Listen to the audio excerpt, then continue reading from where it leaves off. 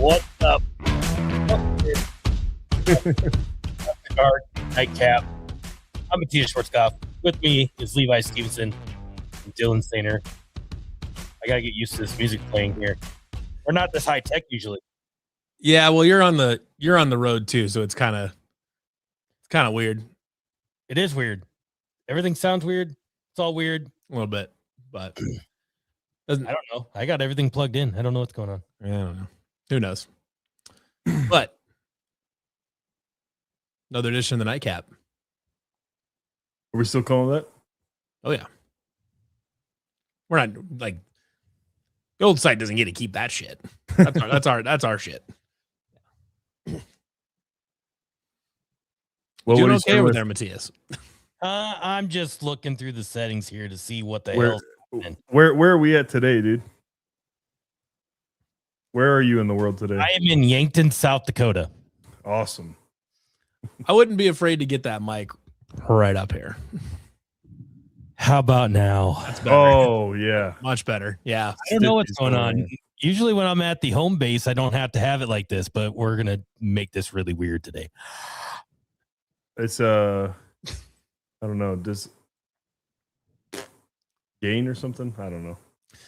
Yeah, it would be your gain that you'd need to turn up. If you're on the Focus, are you on the Roadcaster? Or are you on a Focusrite? I am on the Roadcaster.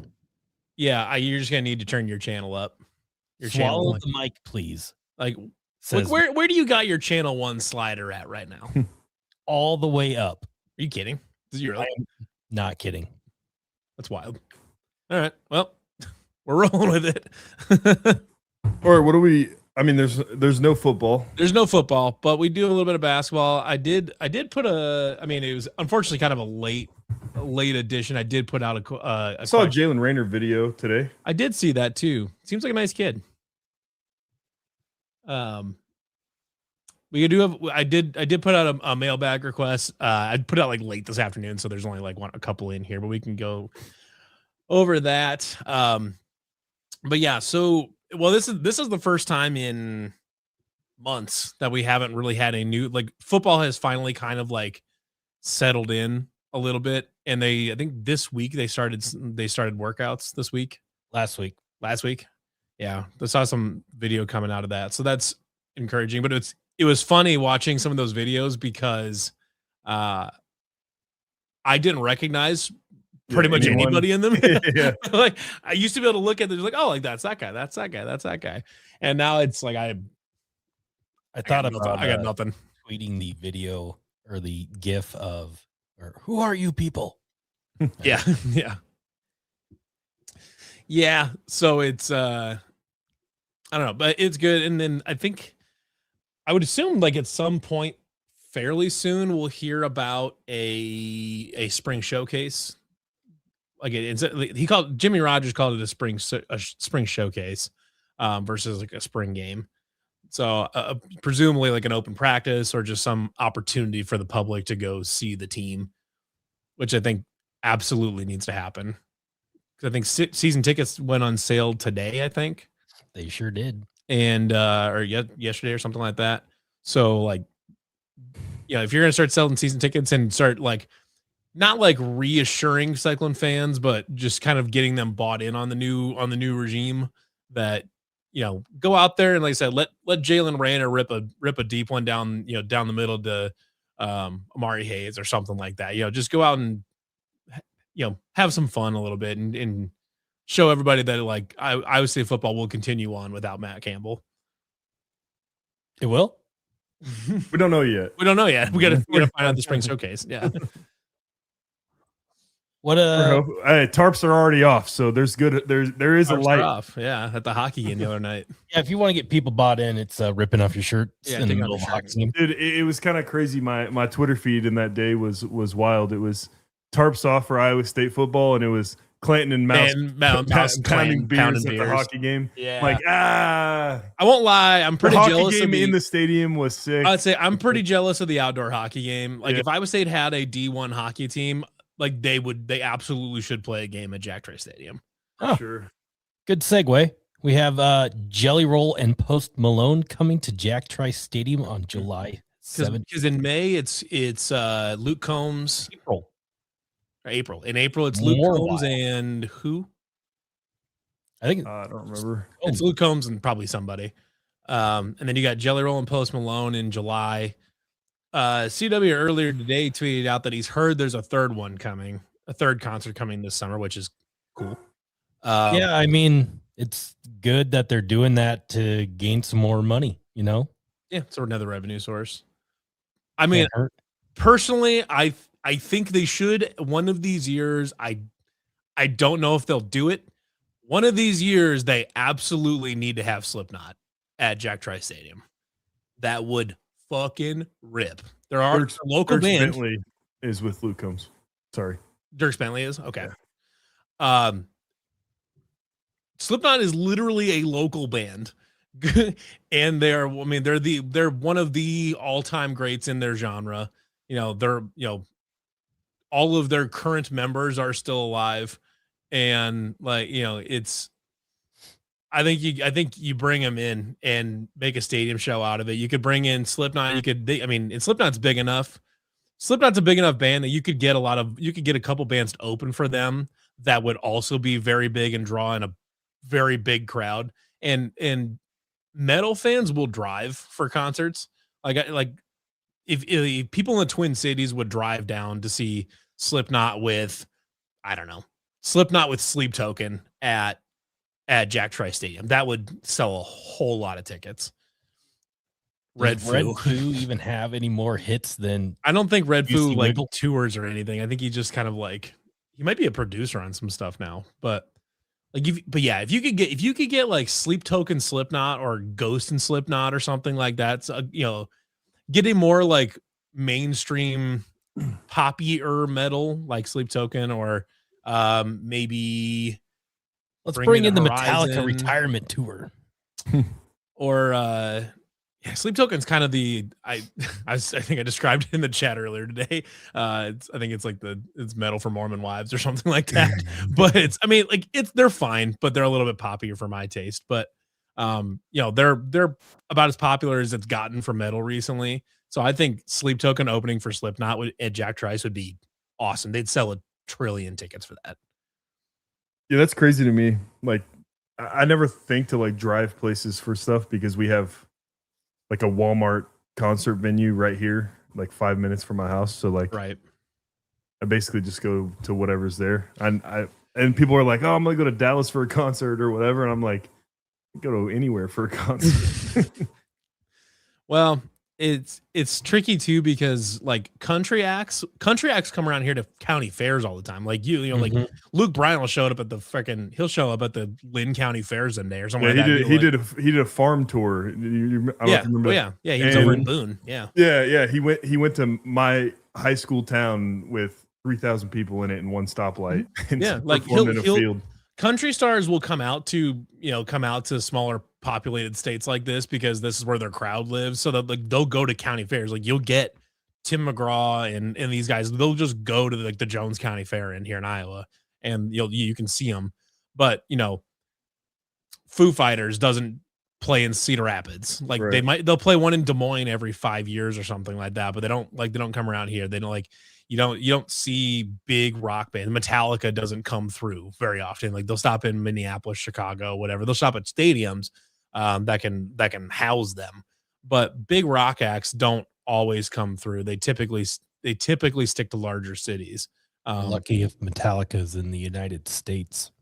Yeah, I guess we're lucky to have that because we get everyone, all genres, all names, all sizes. Yeah.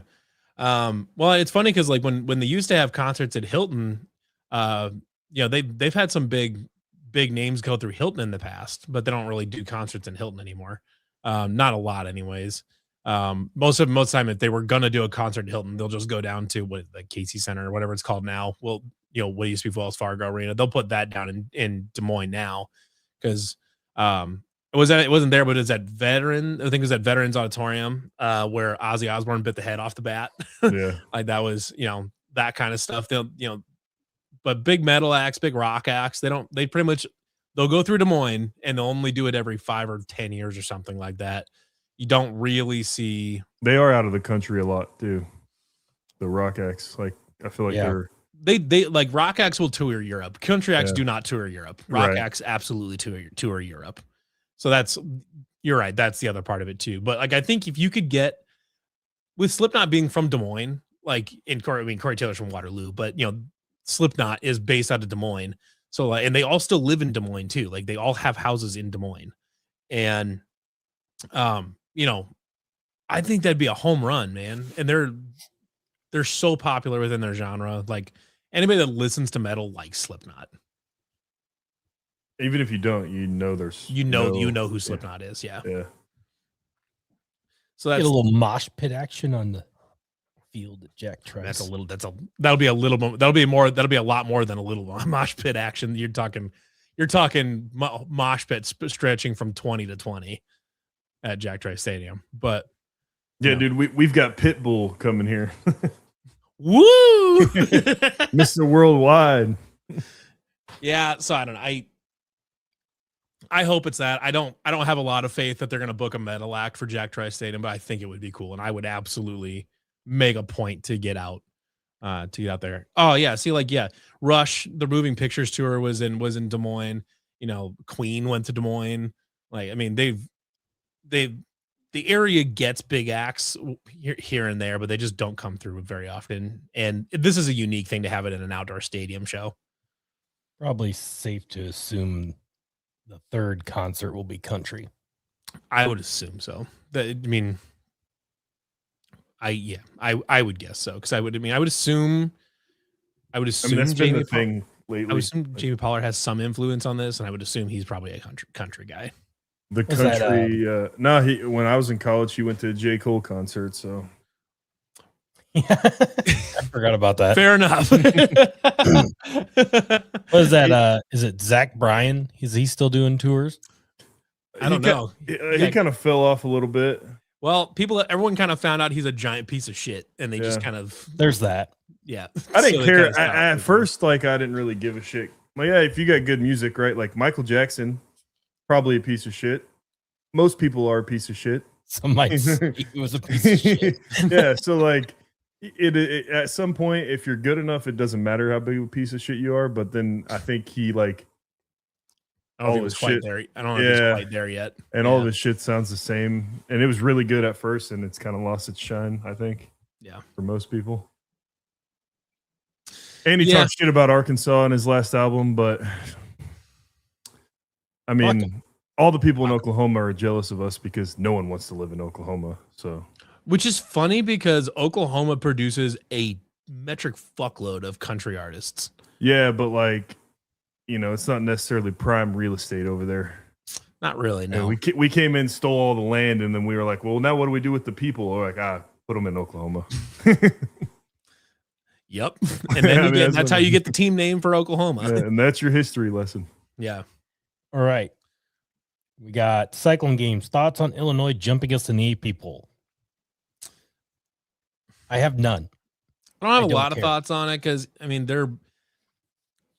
Does it even matter? Like, it doesn't. No, and the AP poll doesn't mean a lot in football, and it means way less in basketball. Yeah, and I would say did blow out. They've blown out 3 teams in a row now, but they blew out like Colorado and now Kansas State. And Kansas State's terrible. Colorado's like not embarrassing, but they're not great. They're not good. And UCF is they're a tournament team, but they're not. World beaters. Like they may be a tournament team, but they're not a sexy brand. So like that's they didn't really despite winning by 43 games in a row. None of them were big needle movers. I wouldn't say. Is it their losses are better than ours? I guess. Yeah, I mean, in the end, the AP poll in basketball just doesn't matter. Like it couldn't matter less. Because we're at the point in the year where everyone's paying attention to the net rating. The net rankings are way more impactful, right? Well, that you got that and Ken Pom, and then you got so many more conference games coming up. I mean, Illinois is going to play a bunch more games that easily winnable / losable. Yeah, we have a tough stretch coming up too. So a lot of things are gonna factor in this before. I mean, it's February 2nd, and we're ranked 7th. I mean, is it cool to see a higher number next to your name or a lower number next to your name on the TV graphic? Sure, I guess. But to me, if it's not a 1, then I don't really give a shit too much. I mean, even that is like, I don't know if you want that, right? Like, yeah. Then you got a whole ass target on your back. Yeah. I mean, even anything a single digit, you got a target, but like one's crazy. I mean, it hasn't done well for Purdue in the last few years. Well, we see what happens when we become ranked number 2. Only Lord knows what happens if we have the 1 next turn. Unfortunately, though, we got to number 2, and then we had to go play at Kansas when they decided to start giving a shit. When Peterson decided to play a game? Darren Peterson actually decided to play basketball for once. Yeah. Great timing.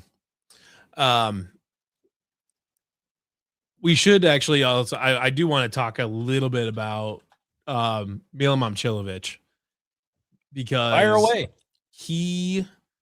So his magic number is now up to 57, as in he can miss 57 consecutive 3-point shots and still remain above 40%.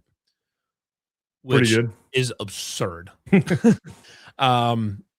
I guess I could do some quick math on it, on what the number he would have to make in a row to get to 60%, which is, I mean, that's not like, how many does he have to miss to get to 50 even? So to get to 50, we'll do some math right here live on air. So he can miss, let's see here.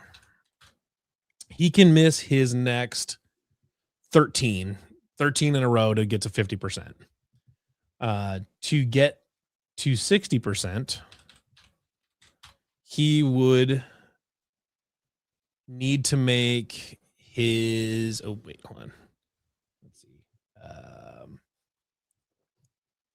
Because if he were to get to 50%, he would still be the lead. I mean, depending on what this kid from Brett Decker Jr. from Liberty, he's basically at 50% even.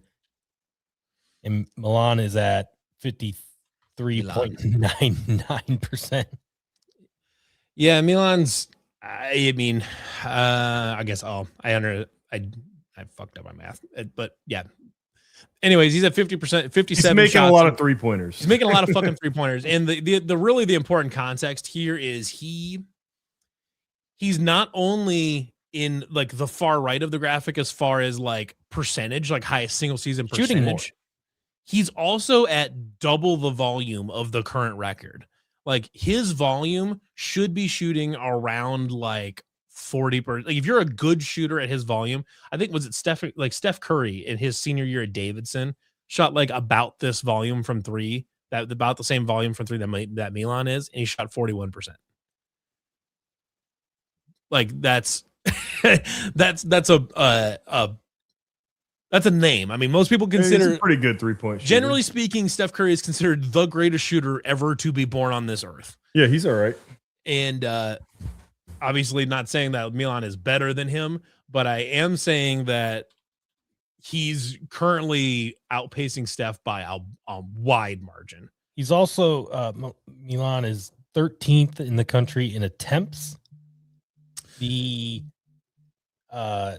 guy who's leading the country in attempts is shooting 42% from 3, 202 attempts. Which is a great number. Yeah, it's great. And Milan's shot 160 166, I think. 163 of them. And the guy who is second in percentage points has shot 148. So he has 20 more 3-point attempts than the guy who's shooting 50%. Yeah. So one of two things happens after this, right? Like it either becomes really bad for a good stretch, or he just like shatters every record that's ever existed. Yeah, I mean, right now, if he continues at this pace, I mean, because against Kansas State, he went 5 of 9, and one, I mean, we're at the point now where like 5 of 8 or 5 of 9 from 3 from him just kind of looks normal. Like it's not remarkable. Like we're like, oh, he went 4 of 7 from 3 on the day, Like everyone else, like, yeah, damn, great day. And we're like, that's just Tuesday. Yeah. And we're talking right now is if he continues, even if he just a slight tick down, like if he finishes at 52% at his volume, we're talking about having the greatest shooting season in the history of college basketball. That's what I'm saying. Yeah. So like, it's either going to even itself out or that's going to happen. One of those two things. So One of those like, two. Like, he can, like I said, he can miss 57 in a row, which means that he would basically have to go 0 for the regular season to go to get down to 40%. Yeah. He would have to not make a 3 until the Big 12 tournament. I'm just waiting for that game he does go for like 1 of 9. There might be a game where he goes 3 of 10 or something like that, but it's like That's whatever. I mean, it's funny though, because when you watch him, you're like, he's taking a 3, you're like in your head, there's the first thought that enters that's like, okay, like statistically speaking, he's probably not going to make this because generally speaking, people don't shoot over 50% from 3. And then it swishes, and then you're like, I'm a dumbass. He shoots 55%. It's bizarre. It's like a weird thing in your head because it's like backwards. When, like you're saying, you normally think like, okay, a 3-point shot, like it could go in, but probably not. And then you should be thinking like you get the opposite. Whenever it misses, you're like, what the fuck? Yeah, Missed a 3? You're like, what the fuck happened there? Yeah. There was one earlier. There was one in the Kansas State game. He got a decent look. It wasn't like a full like set shot, but it was a pretty fairly clean look or whatever. And I think it might have been at the end of the shot clock. I can't remember. He clanked the front iron. And he clanked the front iron. And I was like, oh. And in the back of my head, I was like, fuck, is this the game? Whatever. And he finished 5 of 9. But because I think I even put it in the Slack chat. I said, I was like, he's been kind of, like, I think he was 2 of 4 at that time. I was like, but his 2 misses have been kind of bad misses. And then immediately, within 5 seconds of sending that message in our Slack, he splashes another one. I was like, well, is what it is. And that's the thing is just Jelly Bean Boy be blowing minds. And it's funny because like this whole, whoever the sports psychologist is that got Milan on to saying jelly beans while he shoots, they're going to make a lot of money if he finishes this thing out. I feel like we just haven't capitalized here off the NIL aspect of this with the jelly bean. Like it's how have I not seen a Jelly Belly campaign? Yeah, it hasn't blown up as much as I thought it could, but like it seems like we talked about it, and then like Iowa State fans know about it. Yeah, and it just like gone. Where's Jelly Belly? Yeah, so he's a little over halfway to Steph and makes. I don't think there's yet. So he's probably not going to get to like Steph finished with like 330-ish threes attempted in the season. But his percentage is going to be way higher. Yeah. See, Milan will probably end up, even in the bare minimum 11 games they'll play, let's say he takes 7 a game. He's going to end up in the 230 to 250 range probably. Yeah, but it's not like it's like such a lower amount that it's like the percentage doesn't matter because it's so 250 low. made threes is a big number for his percentage. Big number. But like, I mean, Steph was also like on Davidson. He also took like 12 a game and shit like that. I mean, it's like that's kind of a different deal. But we're getting to the point now where he's starting to leap off the top of the charts that we have available. I mean, he should take 15 a game at the hit rate. I mean, he should take. But the funny thing is, like, he's taking like anytime he gets a half decent look, he's chucking, firing. Yeah. He's firing, and it's going in. And it's not even just. It's not even either that he's just a 3-point sniper and that's just all he just camps on the 3-point line. Like they'll give it to him and they'll ISO him on the high post or out in the wing, in mid range. And he'll do that little Dirk fade away. He plays good defense, so it's not like he's just this like he's not Kyle Korver, where that's just literally all he does is just. And he passes up shots too to make the extra pass. Like there were some on yesterday. I remember they were going. I think it was the first half, and he was standing on the wing, and the guy was maybe 4 or 5 steps from him closing out. He was going to shoot, and then he just made the extra pass. Like he could have fired it, and he's made more contested 3-pointers this year than that one, but he made the extra pass, and they still got a basket off of it. Well, and he'll do the catch, pump fake, and then step to the side and then knock it down thing. He'll do that a couple times a game. It seems like. Yep. Dude's got a whole arsenal of moves. It's crazy. Matthias, the basketball team is doing well, and it's good. It's easy to talk about doing well. I have a question for you. Oh boy, who's your James Neal of the basketball team? James Neal. Yeah. How are we defining the James Neal? Like Dominic Nelson.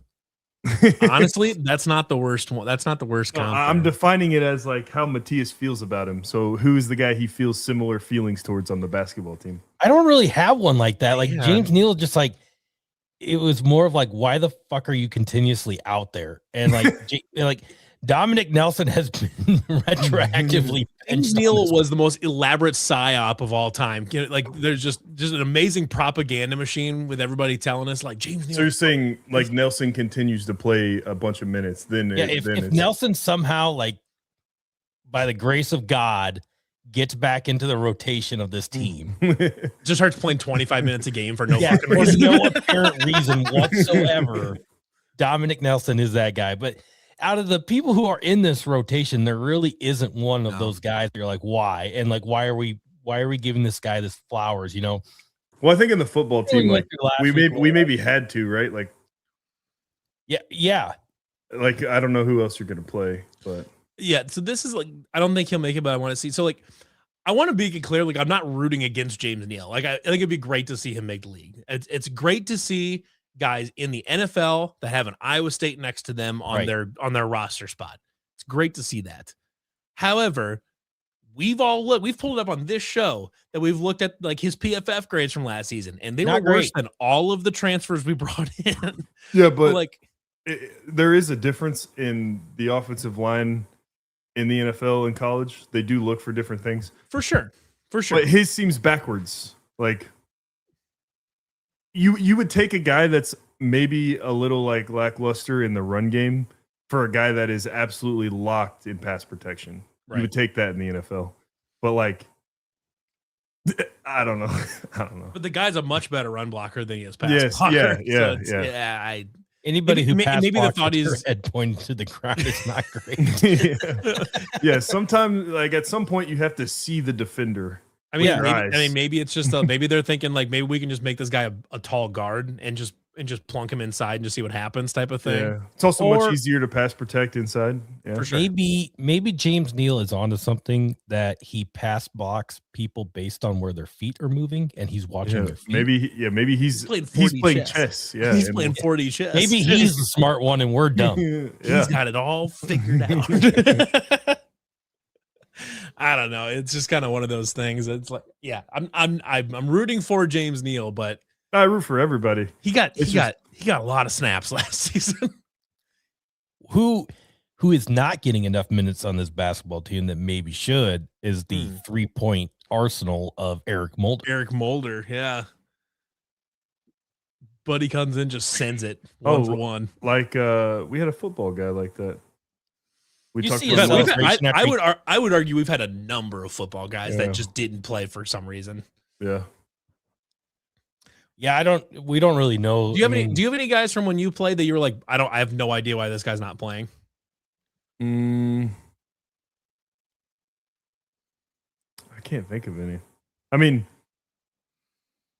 I thought Kane should have got more carries, but like how do you even like it's not like I didn't know why. I knew David and then Bruce. Yeah, I knew why. Yeah. But, yeah. The only thing there's only one football.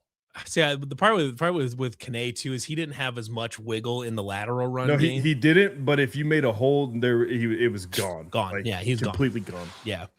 So I would assume that was kind of the reason is because it was hard to have him as an every down back. No, yeah, but it worked out well because when we did put him in, it was like the defense like they're kind of like, okay, well we don't have one of those guys in, so we can not worry about it as much. And then if there's a crease, then you got a 70-yard touchdown later, dude. Yeah. Yeah. There's been a few guys. The one, well, and there's other guys too where it's like I would be curious to know why they didn't ever show up on the field type of thing. Like not necessarily that like we saw them and they're clearly awesome and then like it just doesn't make any sense why they're on, but also just like guys that came out of high school that was like, man, this guy should be really good. Like why did this not work out type Yeah. of thing? And there's been a number of those guys over the year, but I don't know. I feel like football is harder to kind of. Yeah, and I guess like when that would happen while you're playing, you don't Mhm. see it that way because this guy comes in and when you're a player, like you don't have any fucking clue who these guys like you know more about the people coming in than I do when I'm on the team, right? Sure. And then they get there and then they just suck. So like that's probably why most of the time.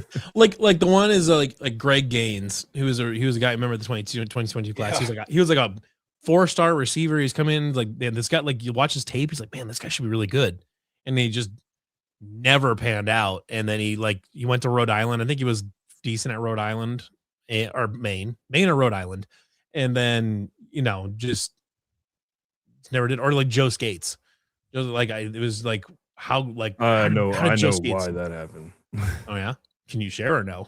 Yeah, I mean Oh. he just like it was off-field issue after off-field issue after off-field issue, like over and over and over and over and over, paired with like he didn't like to do stuff right on the field. Like good player, explosive player, has all the talent in the world, but like he's constantly MAing and doing like MA means missed assignment. You probably know that, but like and just doing the wrong shit. And like when you pair like screwing up in practice with all these off-field issues, and him and Campbell butt heads all the time over that stuff.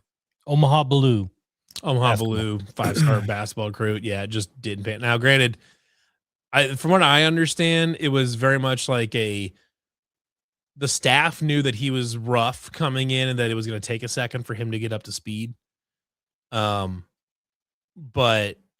he just never got. I think he's playing better now for Wake Forest. Yeah, honestly, the way and some injuries and some things his freshman year kind of led to him playing more as the season went on. Like, I mean, he got a lot of minutes there because Demarion Watson had the concussion during the Big 12 tournament, and some other various things that allowed him to play towards the end of the year. But it was kind of one of those things where if he stayed in Ames one more year, maybe he was playing a lot more. He just decided to go, and maybe that was a mutual decision, which it probably was. But yeah, you have another year to mellow out or mellow into the system there. It might have worked out in the long run.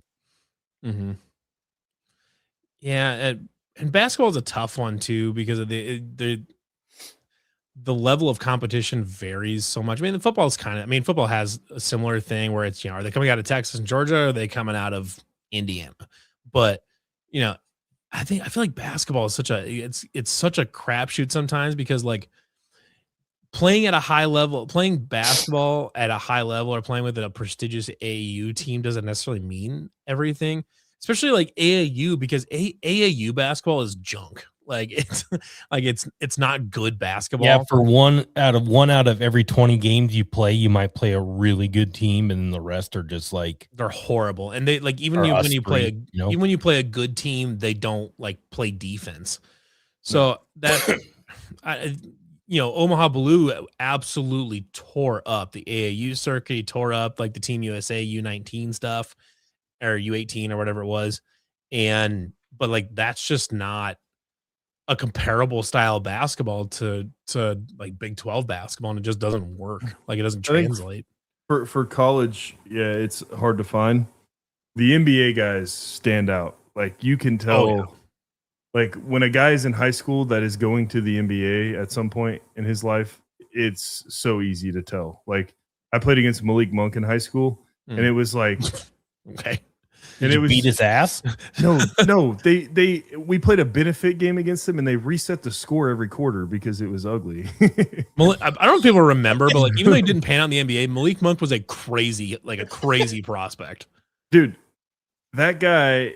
I mean, that's what I mean though. When you see those guys in high school, like it was. I've never seen anything like it. I was like, what in the fuck is happening right now? I felt like we're playing against LeBron James. Like me and my team of like 5'6" white guys and like LeBron out there. Like one of the football guys that I was like, I don't know why this guy isn't like I confused as to why this guy never like showed up on the field even was Koron Adams. I don't know if you remember. Yeah. Could have been after because I remember I watched his high school tape and I was like, this is the fastest dude I've ever seen on a fucking high school field. Running back, wide receiver. Yeah. And I mean he's only 5'7", so he's short, but like speed. Yeah, if they got like elite top end speed, you find a way to get him on the football field, and you find a way to get him the football. Where'd he transfer to? He's at Cal right now. Okay. He transferred to South Dakota. He was out South Dakota, and then he went to Cal. But it was just like, man, I can't believe this guy didn't. High school teammate of Eli Sanders. Yeah. Yep. Turns out neither of those guys worked out. Well, Eli Sanders actually made an okay career for himself. He went to New Mexico, had a good year. Yep. And then USC. He was at USC the last couple of years, and he did. He's in the draft. Yeah, he'll be in the draft. I don't know if he'll get drafted, but he's in the draft. He'll probably get a camp invite or something. But yeah, it's like Koron Adams, man. It's like I couldn't believe that guy didn't even just end up on a kick return team or something like that. But maybe they were just fucking around. Maybe he just had a bad habit of muffin kicks or whatever it was. I don't know, but another one just came to my mind, but I think this is more injury thing than anything. Real Mitchell's another one. Yeah. Well, yeah, but I know that reason. That's Brock Purdy situation there. Well, he gets up behind Brock, but I also don't. I mean, I don't. Yeah, I guess I don't know. What do you mean, like why we're not playing Brock? Oh, because of Real, right? Yeah. So the whole Brock thing happened, and then I mean, you can tell, right? Like he got some snaps at quarterback in games, and you can tell like he obviously doesn't look like your prototypical quarterback on the field. Like he's shorter, he's super athletic, super fast. Not the best country singer, but I was gonna say maybe he went to his country. That was more important. So the Brock thing happens. And then you got this guy that's, he's on the Netflix show, highly recruited, whatever, great athlete. And they want him to play slot. Yeah. They're like, hey, we think you are one of our best players. Would you like to play slot receiver? Nope. Him, his dad, I don't know. I think it was his parents. Somebody is saying, no, this guy's a quarterback. Like, we're not doing that. Yeah.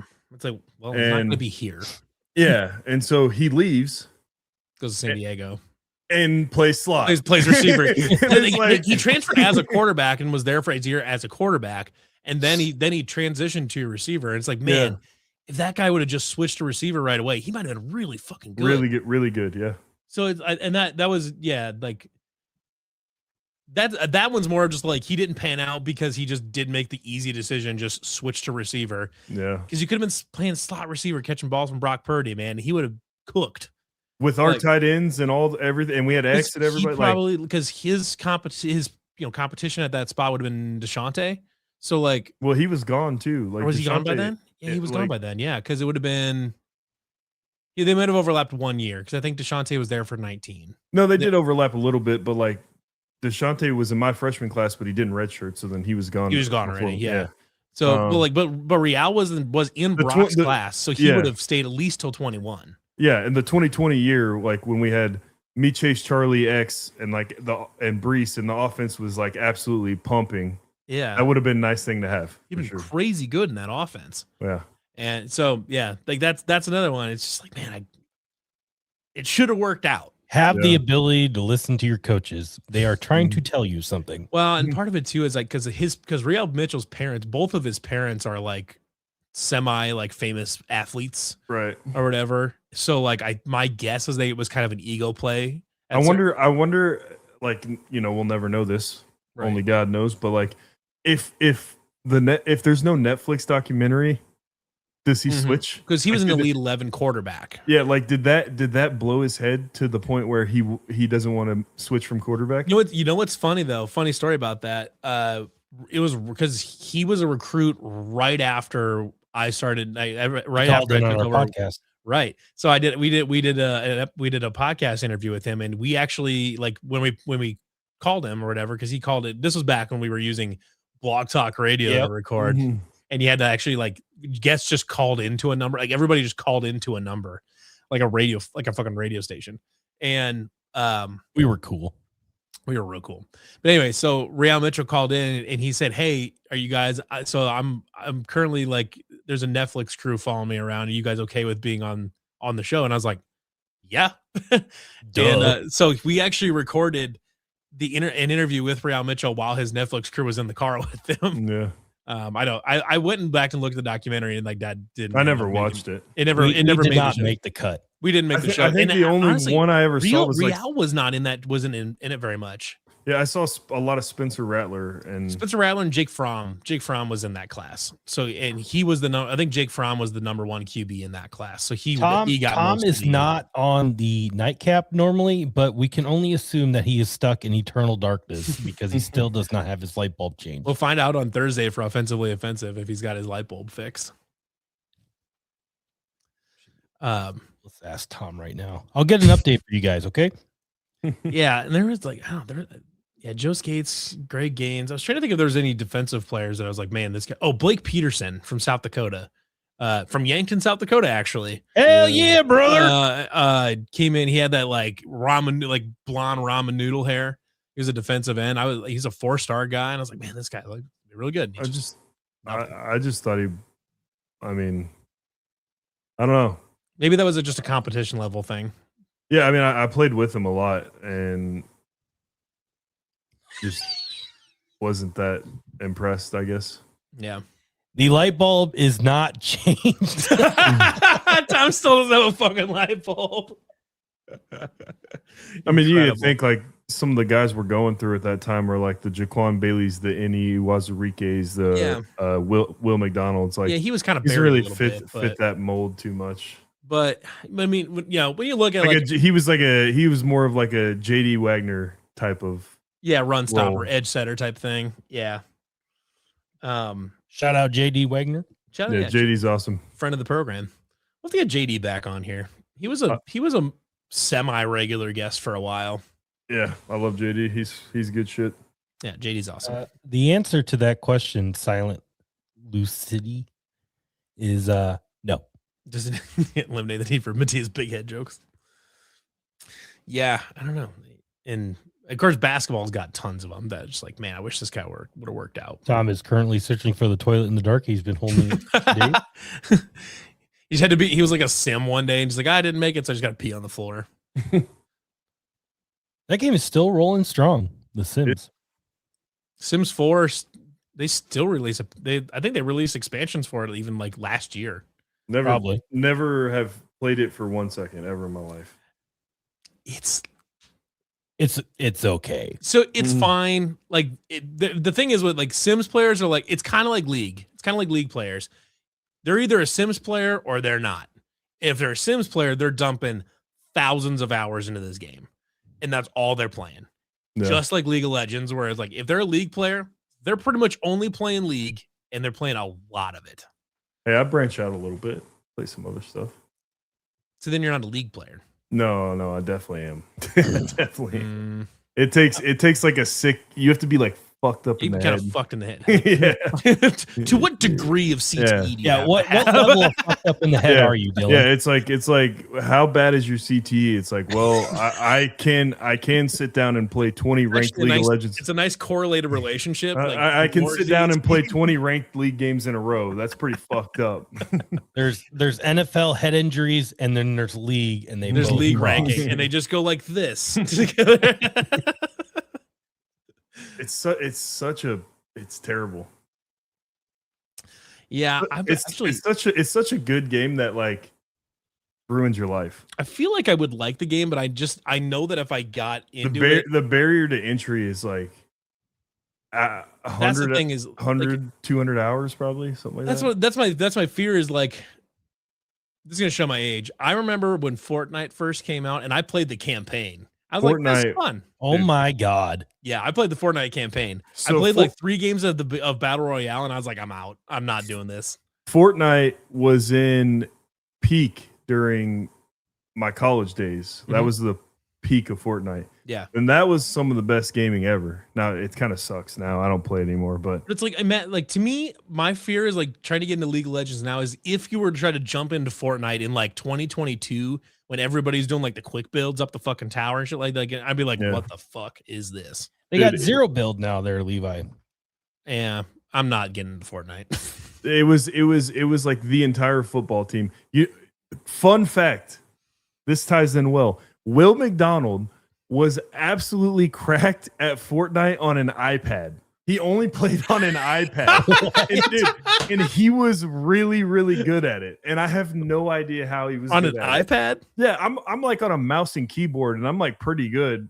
He wouldn't beat me, but like the casual like Xbox players, he would beat them from an iPad. Will McDonald's rocking an iPad, dude. It was the craziest shit I've ever seen in my life. So you can connect like controllers and stuff to an iPad. No, he's doing the on-screen controls on the iPad. That's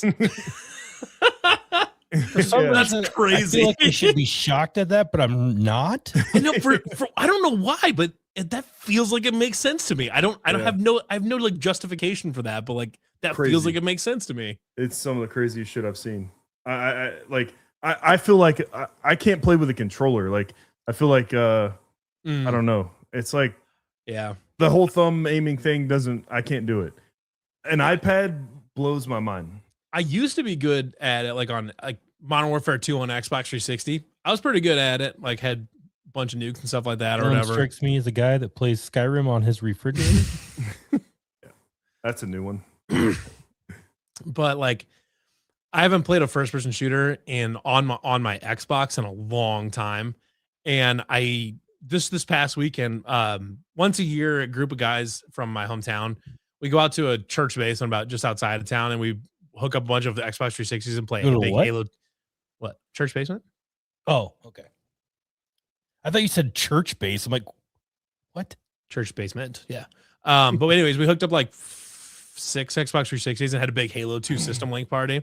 That was fun as shit. But I forgot how bad I am at first-person shooters on a controller now. Yeah, it's terrible. I got back into it. I eventually got it figured out, but it took probably like 5 or 6 games for me to get like back used to it from not using mouse and keyboard. Important question here. You're in a church basement. So this two important questions.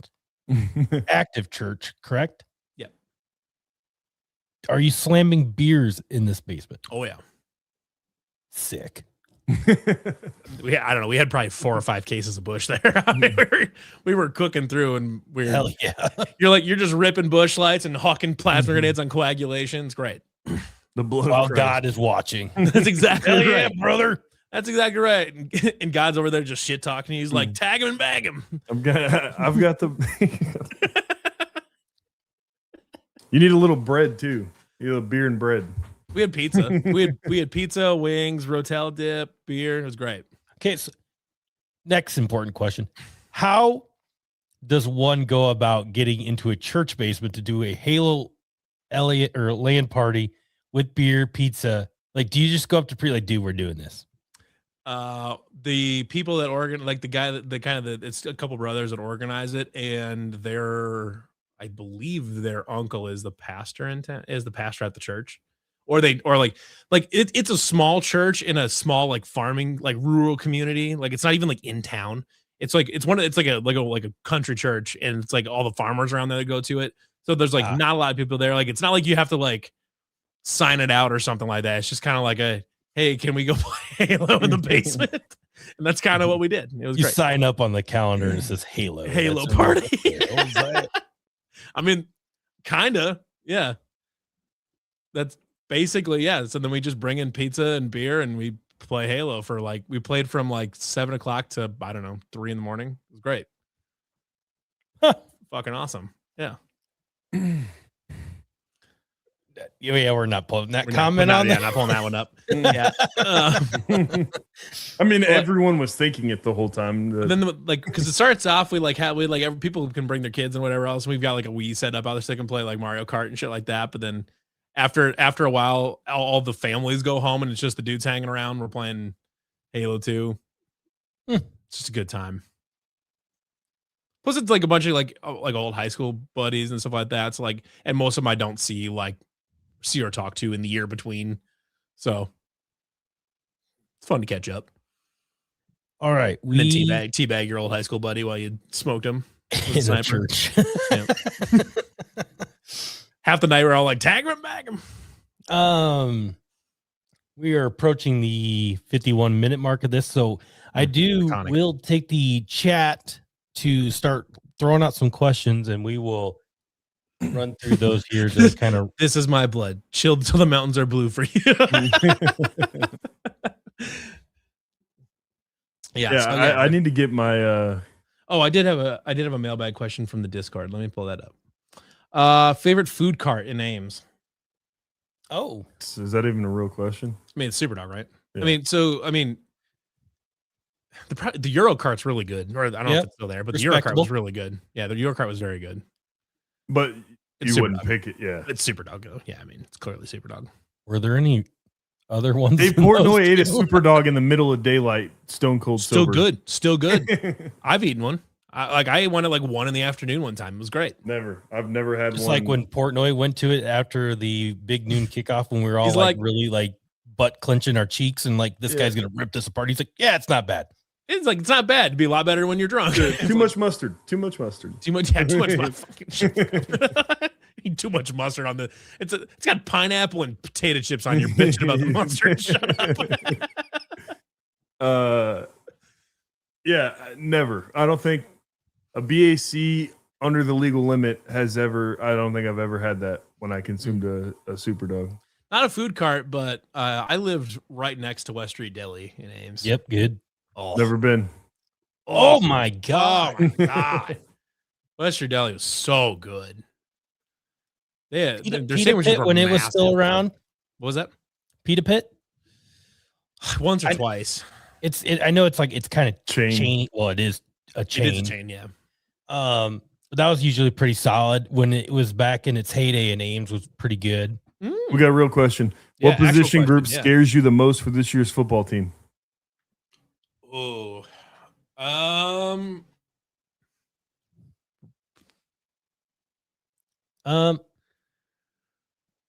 is it quarterback? D-line?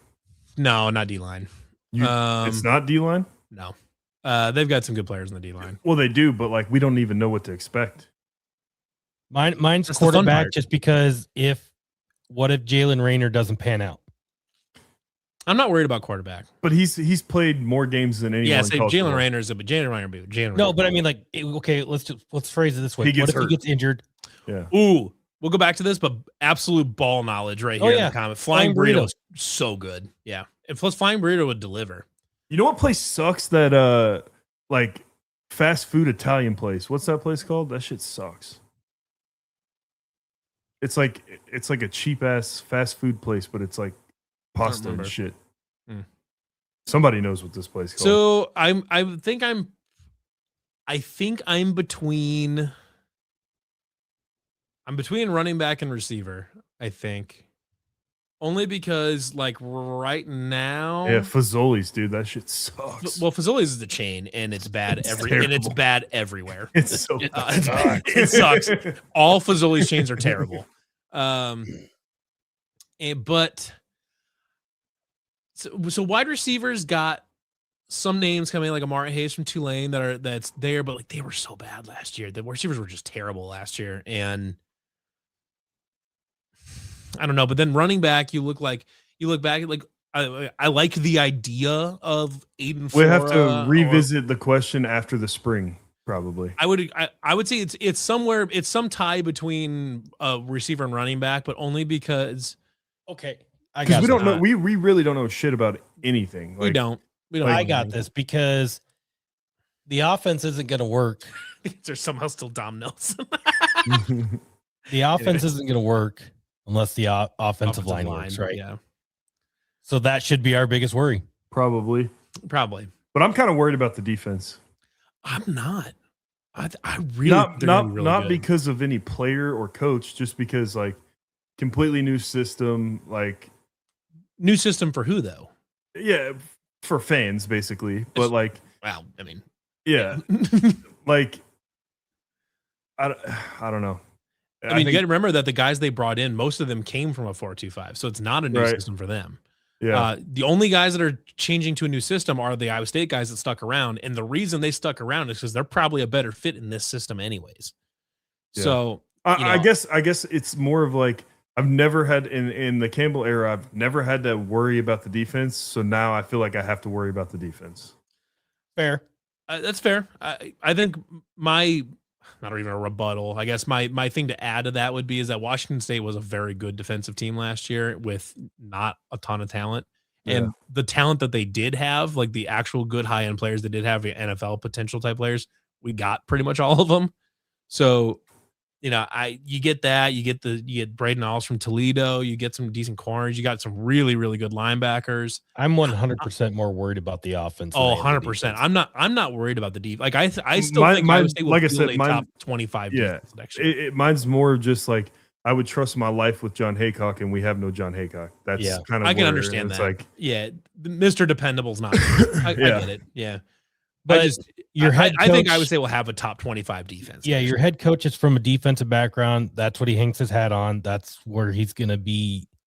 You could assume the strength of the team will be, and it will need to be, along with special teams, while the offense tries to attempt to find its way, whatever Rob that Grandy, way may baby. be. Rob Grandy, he'll get him right. It's my dude. I don't know. Do you know how many of the transfers did not land on a spot on another team? I don't know how you even figure that out. Besides, a lot. I'm not sure how you would even figure that. Oh, actually, you know what? I can find that out. Let's see, because there's Van Dinkel. Let's see here. Hold on. I might be able to find this out. If you give me a second, I might be able to do it. But 32-29 Kansas leads at halftime over Texas Tech. Are they at Tech? Correct. Okay.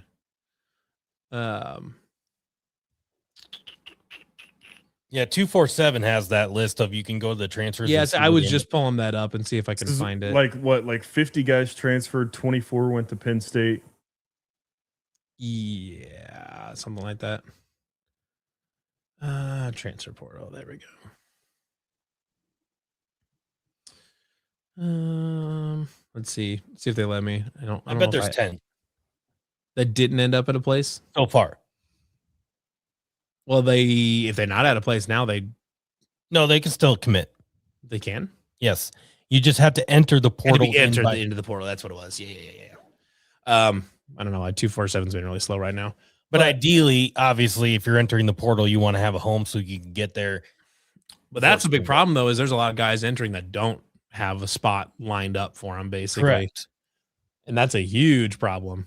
Someone Beetlejuice Jackson Pence in here. Jackson! Pence.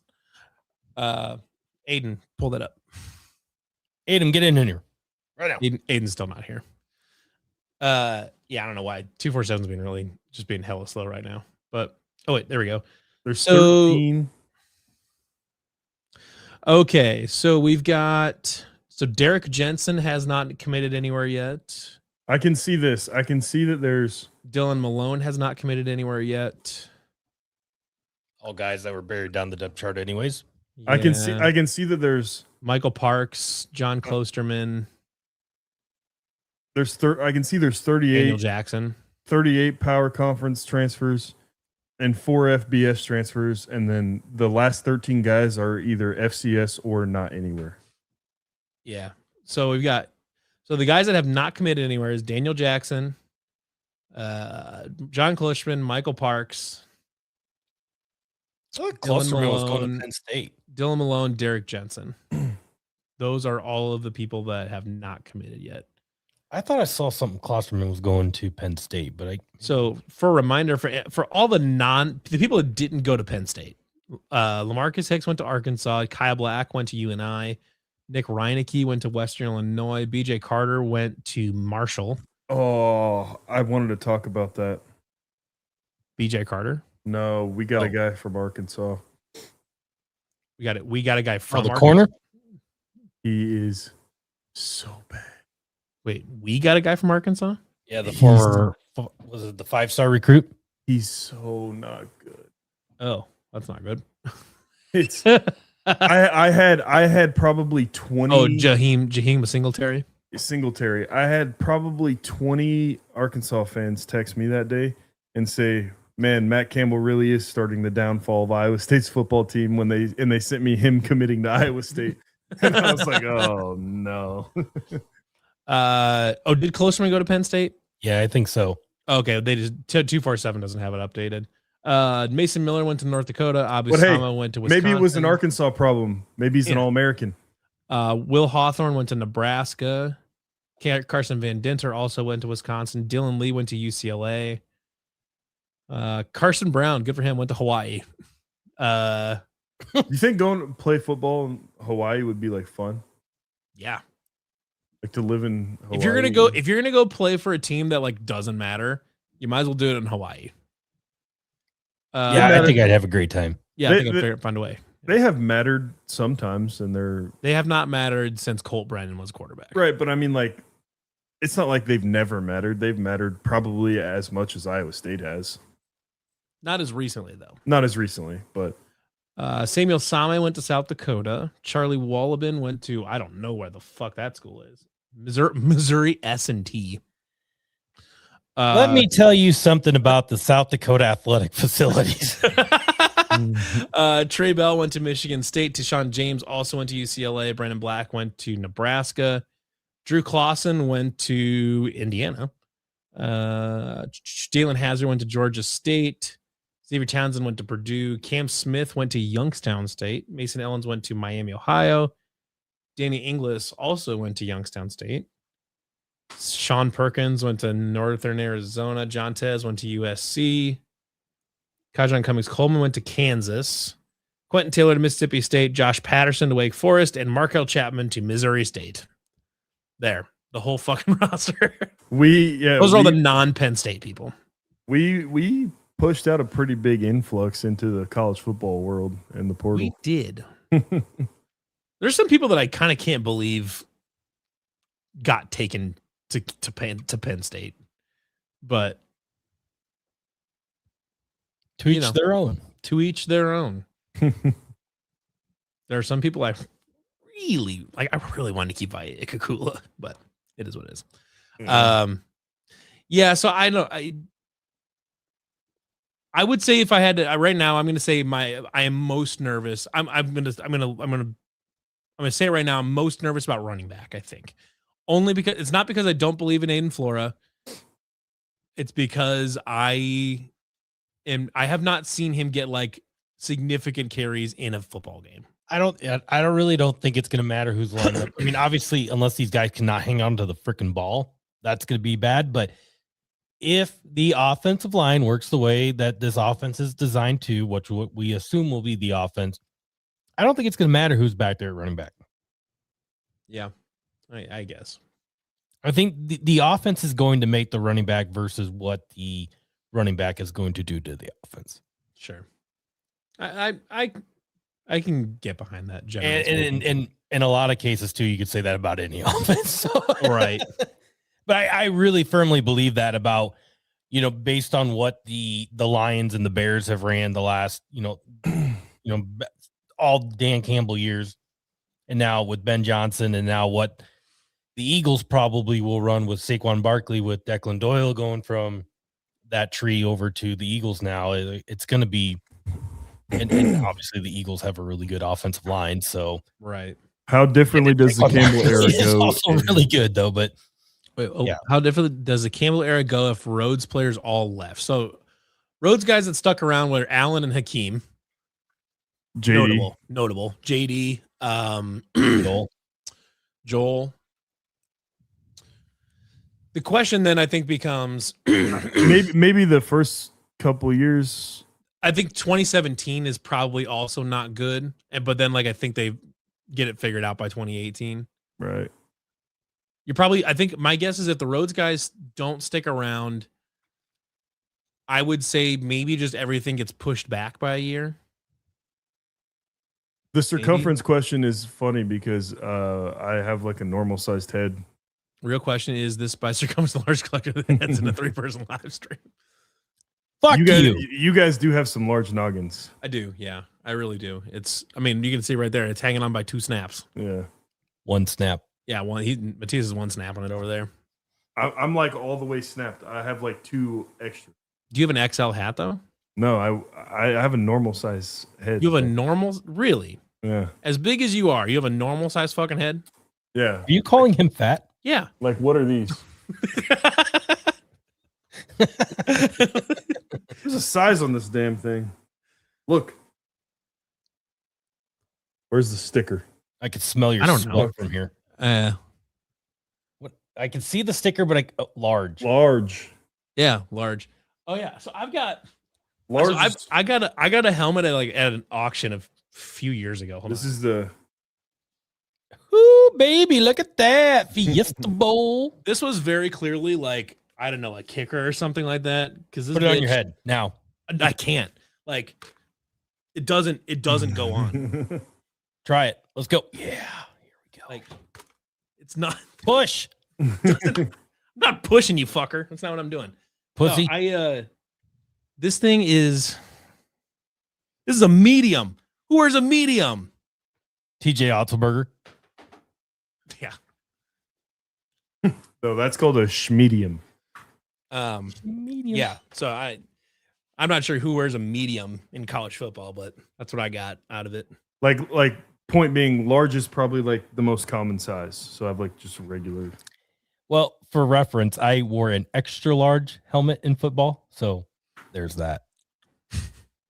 And he had to get it cut off by the jaws of life every game. Damn near. Tom says, what was the after party like after the Fiesta Bowl win? Oh, let me see if I can remember. So good. Good enough. Yeah. Oh, I got some cool Brock videos. Brock was having a good time. That was fun. He was Having like a good time. oh yeah. he was giving away his he had his MVP trophy out at the party, and it was Dan Sichterman's brother who played for Nebraska, I think. I don't know if he like played or not, but like I think he was on the team. And Brock is like acting like he's the guy at the bowl game giving the MVP trophy, and he's giving it to Dan Sichterman's brother, and he screams at the top of his lungs. Like, you'd have to see the video, but it's funny. I'll show it on Here we go, Dylan. What was the best goodie bag from your bowl games? Well, in the Fiesta Bowl, we got a PlayStation 5 like before it came out, so that was cool. I think it was like out, but like you couldn't find it. Right. It was like a weird situation. Because PS5 and the Xbox One all came out like fall of 2020, and yeah, so like there was a stretch there where you just like could not find them. Right. Yeah. Or you could buy them like second market for like $900. Yeah. So that was good. Yeah, I mean, Arizona was cool. We went to I don't know how we got in there and got a VIP table. They were being like dicks. We were bottled blonde. I think we used I don't know. We must have used Manning's credit card or something. I don't know how we got in there. Paid for a table. Tranky said because you were in the Camping World Bowl before that in Orlando. And then You had a broken leg. 18 was the Alamo Bowl. That was funny because I had a broken leg, and then me and Julian Good Jones were like he wasn't playing because, and it was just funny watching Campbell in the interviews and stuff. That was funny. It wasn't funny watching us get our asses handed to us, but No, I was laughing. You like going Julian Good Jones. yeah. The first time I told Marchie that we were like, we kind of like in our Slack called him Julian Bad Jones. He was like, "Oh my god!" I was like, That was the James Neal before James Neal was James. he walks. Julian Good Jones walks so James Neal could kind of walk. You guys are crazy, man. He's like, I don't know. Yeah. Especially in that era of our football team, he was definitely good for what we had. Look, man, we needed somebody to hate, and he just happened to be there. Yeah, because I mean, there was plenty to hate about our offensive line over those years. Plenty. Yeah. He was just the one. He was the one constant though. We were like, he was the one that was always playing. If we so he decide to got hate the Julian brunt of it. Good-Jones for no reason, we know he's always going to start. He's going to be there for us to bitch about. And he had to play. I think he started a game at every single position. Yeah, he did. Yeah, they like. Who knows what his actual position is because he played all of them. Yeah, I mean that's pretty impressive by itself. But yeah, here's a football question. Do you subscribe to for the offensive line? Why is it so much harder to play right tackle as left tackle? Is that what you're about to ask me? I mean, it could be with one of them, but I was thinking, like, are you a subscriber to the like play your best 5, just find a spot for them, or do you try to keep people in a position? I think if I was, I've never been a coach before, but I think if I was, I'm taking let's say you're handed the reins to Iowa State's offensive line. Yeah, I'm taking like the dirtiest, meanest bastards that can play football. Like if my backup tackle is better than both my guards, I'm putting him in. I'm slapping him at guard. Mm-hmm. Figure it the fuck out. Yeah. Now, if the guy's fucking 6'8", 340 with like gorilla arms, like then what do you do? Like it didn't really work, but right.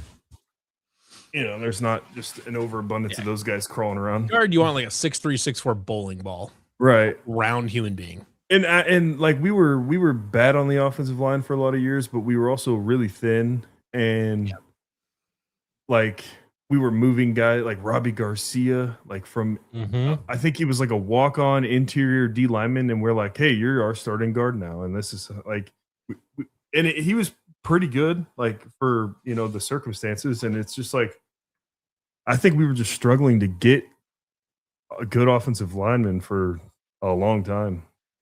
And then we had Sean Foster was like our saving grace out of recruiting. And then, he played a lot of football and wasn't terrible, wasn't great. He played a lot of football. Yeah. He was there. He was serviceable. He's one of the offensive linemen of all time. I'm the subscriber of the theory of playing your best 5 when necessary. And this year 1 of the Jimmy Rogers era is when necessary. Right. Yeah. It depends what you have. Yeah. Yeah. After that, you better have the people in place that are developing within those spots. The biggest thing, and I know we've talked about this before, the whole thing with the Campbell era was never after, Colin Newell, center, right? We didn't recruit centers after that. Yeah. To me, it would make sense, like you said early on, when you're just trying to figure this out, play your best 5 and just figure it the fuck out. But then, like going forward, you're recruiting guys like, okay, this guy's playing a guard spot, this guy's playing a tackle. That's what we had to do, right? That's like the Robbie Garcia, the Julian Good-Jones, all that stuff was. That's what it was. Garcia, man, I forgot about him. Like that's what it was. It was like, okay, like we don't have much, so like we're just gonna play our guys who can play. And just get the best football players out there.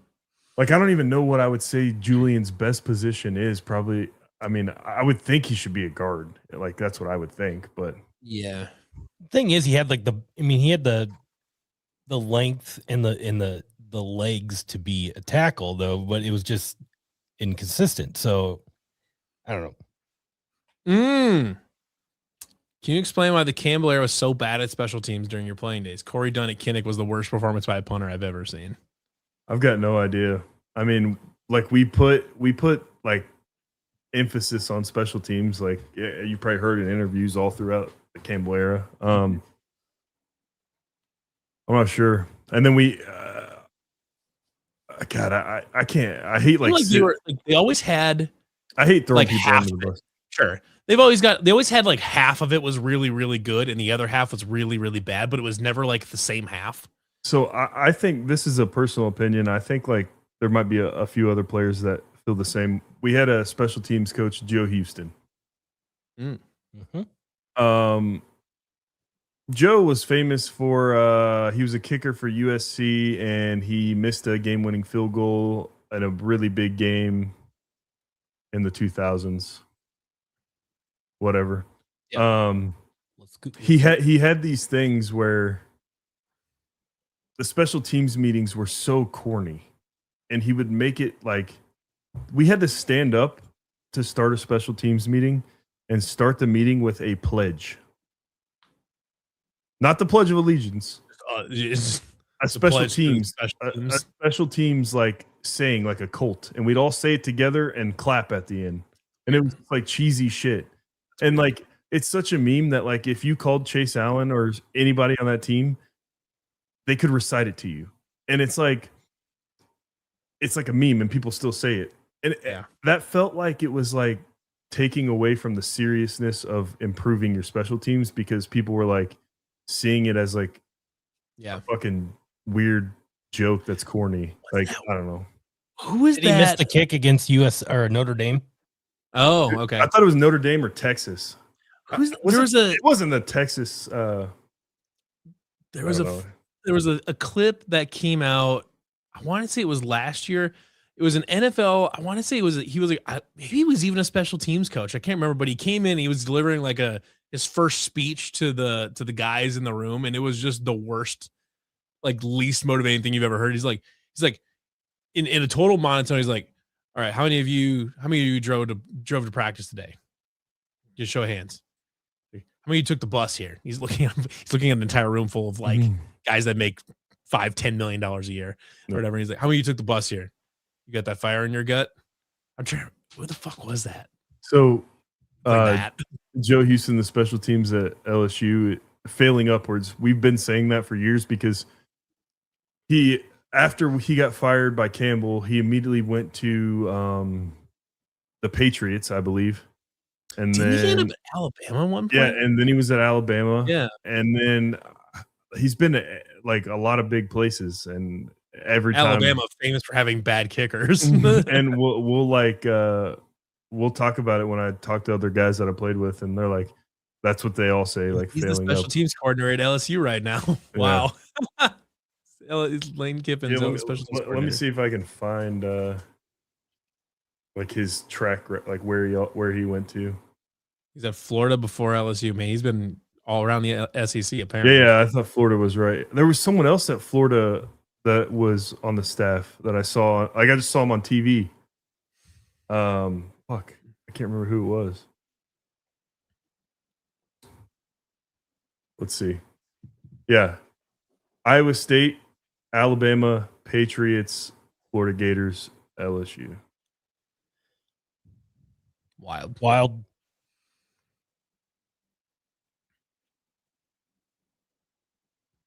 Yeah. 34-31, Kansas leads Texas Tech. Okay. Well, looks like the chat might be out of questions. I'm going to wrap her up. Shall we? I think we probably should. Yeah.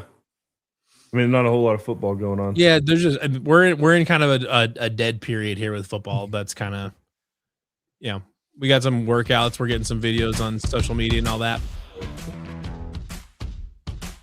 Oh, you did that. I'm not used to this. We need to get Levi to have his guitar out and just play it on his guitar. Play the I can't play guitar. It's all drums. In the other room. I mean, it's there. There's one on the wall, but that's it. We're gonna start the shows with the special teams pledge. Holy! Yeah. I wonder if I have the piece of paper that says it on it.